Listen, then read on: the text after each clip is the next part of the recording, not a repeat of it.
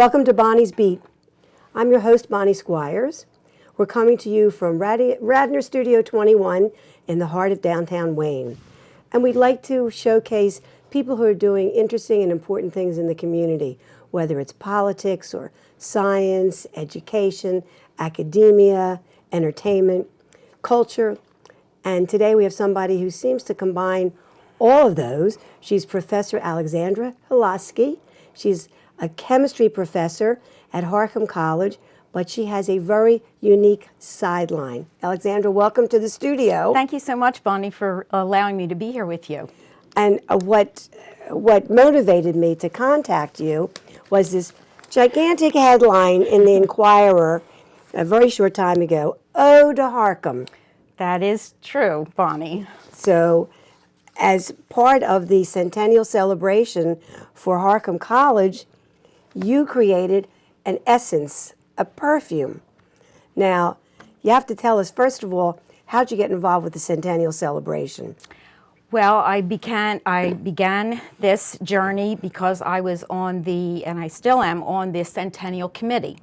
And our chair, Gail Martin, challenged us to come up with innovative fundraising for scholarships.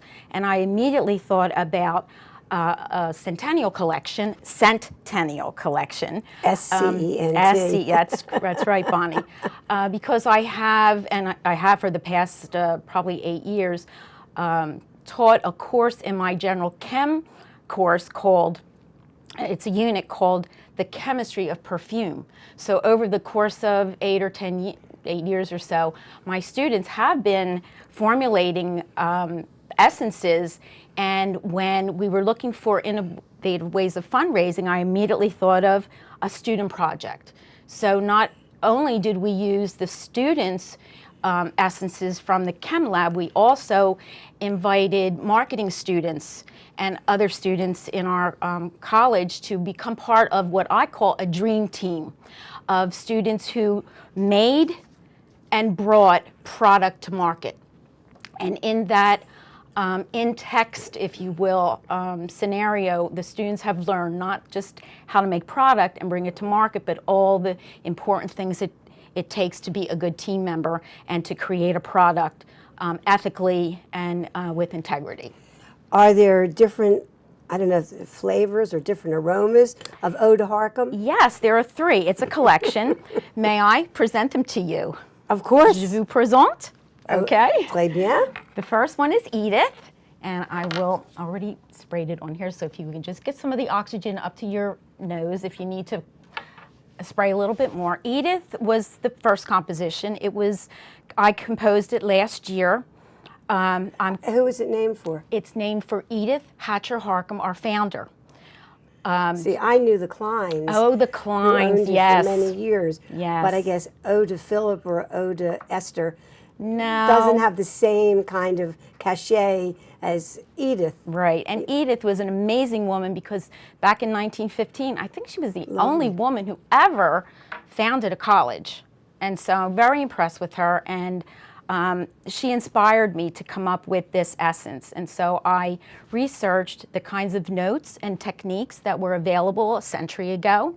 And so this is an aldehydic composition. What does aldehydic mean? Aldehydic is a type of a family of molecules, synthetic molecules, that if you think of fresh ironed linen, okay, like white linen, that's the essence. But I always look for that antithetical note to heighten all the other notes in the composition, and I've come up with a lovely lavender from Provence, and I added that, and that is my top note. So this is Edith, and it's interesting because you're using musical terms to describe the creation of perfume. Well, perfume is like a symphony. It's like composing fine wine, or composing a picture, a masterpiece, or a symphony. So I look at it as I compose. I have several sets of base ingredients that I buy in Paris from my mentor, Marina Jean Allegre, in the 6th arrondissement, which I go frequently to learn and speak French. And then I bring them back, add them to my perfume organ, and I let my students share these, and they've come up with some wonderful things. But getting back to the collection, the centennial theme at Harcum is honoring our past alums, celebrating our present students, and planning for our future. So Edith is our, we're honoring our past with Edith. I never knew there was somebody named Harcum. Thank you very much. Her husband was Octavius, I believe, and the two of them co-founded the school 100 years ago with 3 pianos and 5 students. So it was originally a music conservatory. And then Osh, which is the French H, Osh for Harcum, is a masculine or a masculine tone. Perfume, and this celebrates Harcum's present. Osh, get it? The French Osh? But also, the centennial is SCENTENNI. That's the Centennial Collection of Harcum College. That is so clever. And all of these have been designed, the packaging has been designed by Bridget Golden, a very talented young woman who is on staff at Harcum College. She's our graphic designer and has just done an amazing job with this. Osh is our male cologne, and a lot of women like it, so I'll say it is also unisex. And I created that last winter. I was thinking about... You were locked in because of the snow and the ice. That's right, and exactly. You were mixing essences. I was, and I was taking my inspiration from the notes of that season. A lot of people were wearing cashmere. My husband always gets out his leather boots and his leather gloves. We were actually leaving for Paris, so we were packing, and I was thinking about cashmere and leather, a little sandalwood, but it wasn't quite finished, and I was struggling and struggling. I did go to Paris, talk to Marina a little bit about it. She says, go with your gut, experiment, and that's exactly what I tell my students. So I heard on the radio, and a partridge in a pear tree. So I ran to my perfume organ and I found some pear. What's a perfume organ? Oh, it is a beautiful, my husband made one for me. It is a beautiful piece of like almost furniture, I would say, because mine is wooden, made with reclaimed wood. And it has 3 steps for the 3 evaporation profiles of the essences, which is the top note. So I have all my ingredients on the top note that are top notes, the middle note or the curl note, the base note, the middle note or the heart note, and then of course the bottom note. So it's just a way that when you're thinking about composing an essence, you want a top note, it's here. You want a bottom note, it's there. You know where to go. It's like an organ play. They have... It sounds like a painter's palette. Very much like that, exactly. So I ran to the perfume organ and I found some pear. I had tried peach before and it just was too sweet, and of course this is a man's fragrance, and that didn't work. So I heard that lyric and I thought, pear. I ran to the perfumer's organ and I added the pear, and it's just that visceral, and I said, this is it. And you always know when a perfume is finished, completed, when you get that visceral feeling like, this is so good, and when it's, oh no, and go back to the perfume organ and try again. Does the word Osh mean something as well? Well, Osh is how we say the French H, and it also stands for Harcum. My husband and I, when we go to... Well, but there's a picture of a bear. Because bear is our mascot. En français. Yeah. Oh, right. I didn't know that. Yes. Bear is the Harcum mascot. Oh. That is right. And Bridget came up with all of this, so I think it's fabulous. Let me see what this one is. And that is... Edith. Oh, it's beautiful. That's Edith. I thought when you said Edith, I thought of Edith Piaf right away. No. This is Edith Harcum. Hatcher Harcum, right, who founded the school. And this is gorgeous. The cover is taken after a just beautiful. Watercolor that was done by Bridget Golden, our graphic designer, who's so talented. And I think she might be putting her original watercolor in an online auction for our gala that we're having at the Please Touch Museum. And I am hoping to bid for that and get that bid because I love the colors. It's the Harcum Centennial Gala? The Harcum Centennial Gala will be at the Please Touch Museum in October. My husband and I already have our tickets. Can't wait to go. That sounds exciting. When I was running the Temple University Centennial, but it was an 18-month extravaganza. But one of the things we did, we had a black tie event at the Philadelphia Zoo. Oh my goodness! Which was a big hit. But we had all kinds of things, and we had publications and lectures and politicians and on different continents, and we did something in Paris and something in Rome because Temple had. When you have a degree from Temple. I do. I was have a degree from Temple, and I was on Dr. Schmuckler and Dr.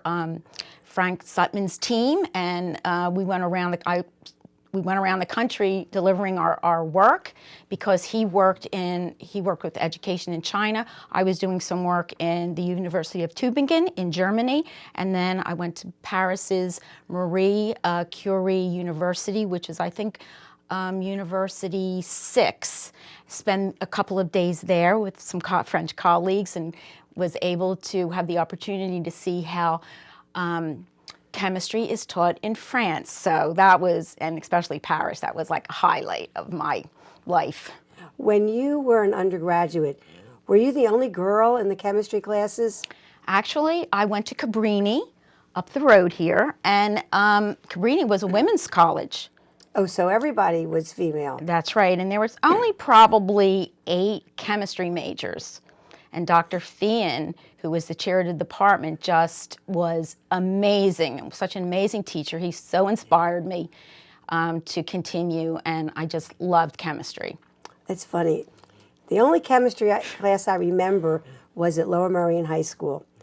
And I didn't do it to aggravate him, but I'd say, Mr. Whistler, I don't understand. When we add this chemical, where does the color go? It would make the color disappear.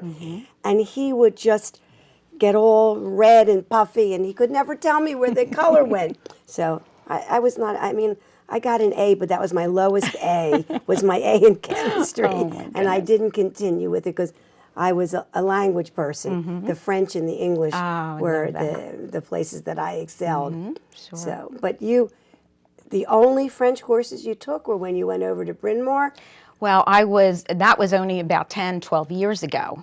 Yes, And you hadn't had any French classes No, before that, I had to learn classes? German because I was a science major, and we had to read the literature of Planck and Schrödinger, for the Schrödinger equation. Yeah, we had to read the German. In German? In German, yeah. But How many years did you study German? Probably 4. That was just to read the literature. And when I went to the University of Tübingen to collect data about how the Germans teach chemistry, I was able to translate an instrument from Catholic University. I had to get permission to change their instrument from English to German, and they gave me the okay to do that. So I needed the German for that. But I always loved French, as you know, Bonnie. It is a beautiful language, and I take three lessons and workshops a week and just adore it.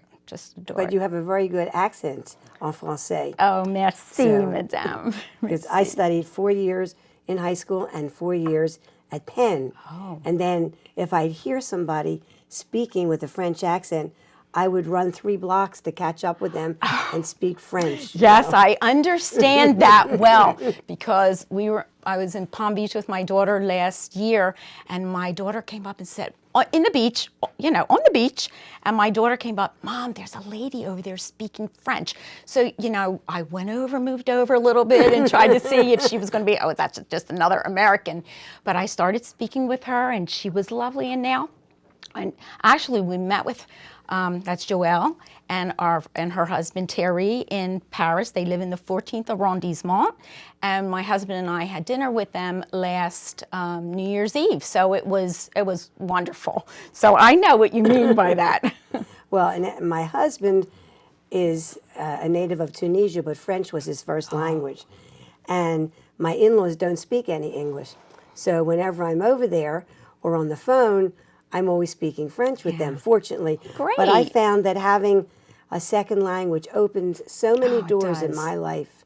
And it just kills me. I mean, I find myself in situations often where someone will compliment me on my French, accent, and I'll say I'm an American, je suis américaine, and they'll say, but Americans don't speak a foreign language. Oh, yes, and Bonnie. I say, yes, we do, but it's true. It is true. It's rare to find an American who speaks another language, and it's a shame. And when they say that the French are not friendly, if you try one sentence in French, it will open doors for you, and people will go out of their way to help you. I mean, one time my girlfriend and I were there, and I had broken my glasses.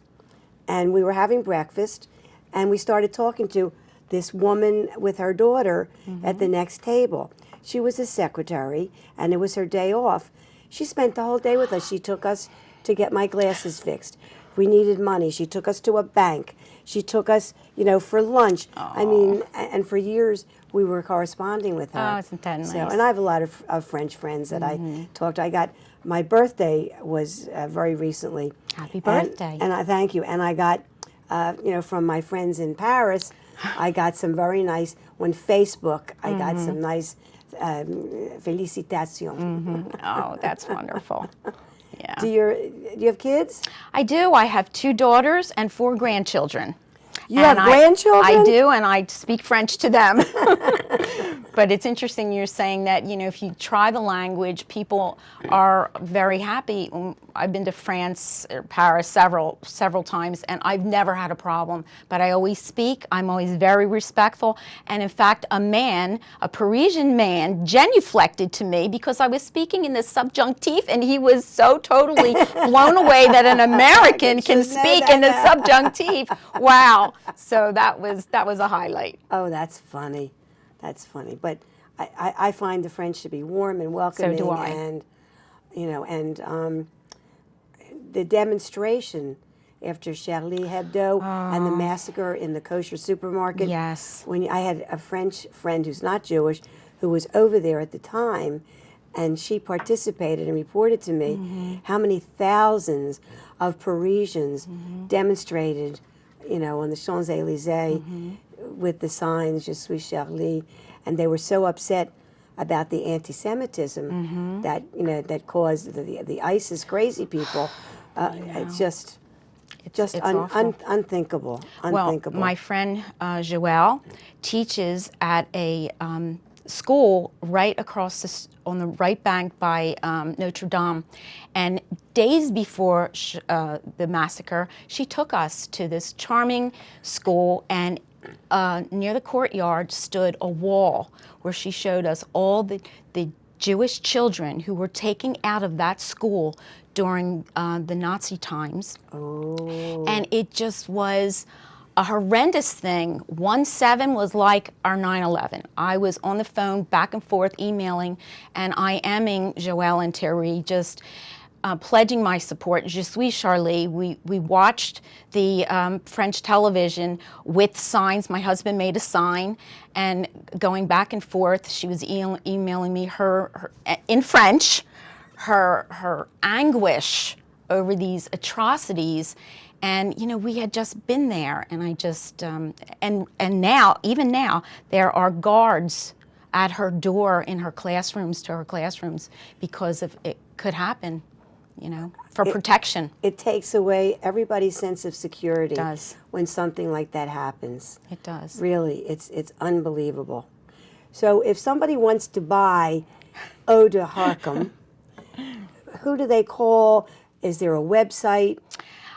They can contact Harcum College, my website, and I'd be happy to. What's the website? It's www.harcumcollege.edu, And this is the third one. I have to mention this one. This is Is it Ursa. Harcum College or just harcum.edu? I think it's harcum.edu. Okay. Yes, it is. This is our third in our collection. It's Ursa Rising, and this was made by the students. And the students in my general chemistry class, as part of their science, curriculum, they made this in this unit that I call the chemistry of perfume. And two students came up with this direction, which totally blew me away because I never thought to put pair oak moss with orange and raspberry, that it has a wonderful essence, and that's, I think you can smell that. The other side, Bonnie, thank you. And very interesting. Donna Wen and Bethany Germa came up with this direction, and they wanted to recreate their memories of eating orange ice and orange vanilla ice cream in Kensington. And that's where they took their inspiration. And as part of the educational process, it didn't go, the essence was wonderful, but there were some problems with the formulation. For example, it was cloudy. It cannot be cloudy, it has to be crystal clear, like that. I see. And like this ultimately. I see. And it was staining on the stick. It was staining on the stick. And even though I have seen at the big department stores when I went in and sprayed things, I've seen staining. Oh, my mentor, Marina, would not want any kind of staining, so we work together to, because it can stain your clothing too. exactly, especially if you have a white Yes. shirt or whatever. I never thought about Oh those yeah, things. yes. You just you spray the perfume or the eau de toilette or whatever, and you don't think about those things. Right. Never dawned on me. You need to think about them. And they created this direction, that I'll call it, which was fun and freeing and juicy. And then they decided to put a little bead in it just to give it some extra fun and young and those kinds of characteristics. So you I see didn't that? notice the little blue bead the little at the blue bottom. bead. And it's a glass bead, so it won't interfere Oh, with is that the composition. clever? Yeah. Are you going to get a celebrity spokeswoman like Charlize Theron to J'adore? No, I think it was interesting. The team and I sat many days because we launched this perfume collection during our annual Harcum fashion show, which is put on every year by Freddie Curtis, and it's a wonderful event. And so we had the opportunity to come up with a face for each one of these. And for Edith, one of our alums by the name of Mary Ann Oakes wore a beautiful spring suit, and she walked the catwalk, and she represented Edith. And for Osh, we had a present student, one of my students. He is an athlete scholar by the name of Keith Street Jr. He's now graduated and off to a big university for his degree, his bachelor's degree in marketing, and I'm sure he will be a wonderful success.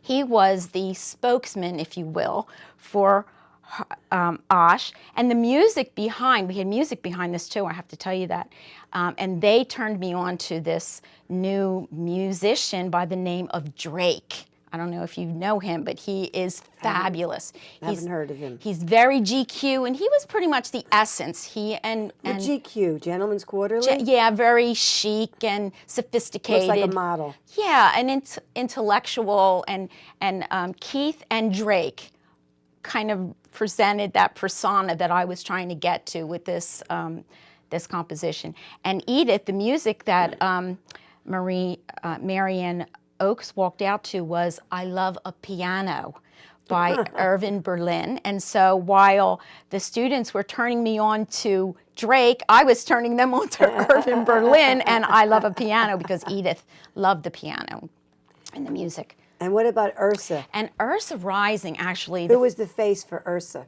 The face of Ursa was Dr. D. Temple, our president's young granddaughter. She is a Irish dancer, and How old is she? she's 8 years old. Oh, a little bitty thing. A little, yes, and she was absolutely wonderful and absolutely no stranger to the stage. Oh, did she do an Irish dance? She did a little bit of an Irish dance. Yes, she did. When I see that, I like to watch the Irish dance groups on television when they have the St. Patty's Day Yes, parade. yes, yes. And it's just incredible. They don't move their upper body or their arms. Right. And the legs have to be so strong to do what they do.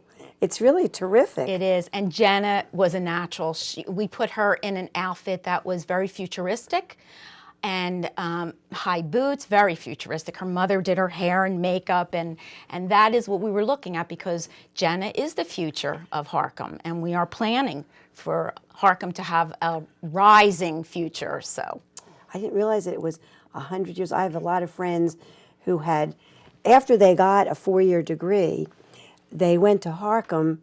One of my best friends, who lives in Gladwin, then went to Harcum and studied with a very prominent interior designer, and she started her own interior design business. well, Heidi Techner is the program director in that program, and she is fantastic. But you're right, Bonnie.